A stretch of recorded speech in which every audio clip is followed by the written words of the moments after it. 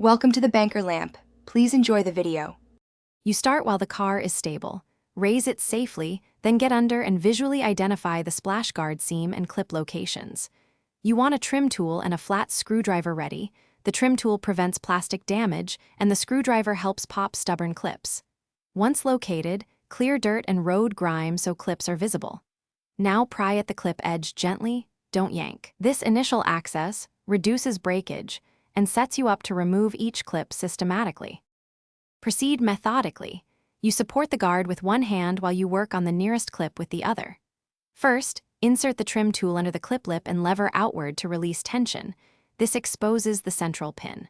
Once the pin is free, use pliers or the trim tool to pull it straight out, then wiggle the clip body out of the hole. Make sure to work a few inches at a time so the panel doesn't flex and crack. Slow, controlled motions preserve the plastic. After removing all clips along the edge, lift the splash guard free while watching for any hidden fasteners. Once done, inspect clip holes for torn plastic or debris. When reinstalling, use new clips if originals were damaged. OEM fasteners give the best fit, or use quality universal clips as a temporary fix.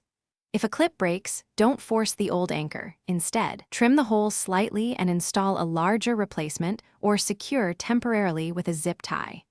If the guard still sits loose, recheck clip spacing and hole alignment. Thanks for watching. If this was helpful, leave a like and consider subscribing. See you next time.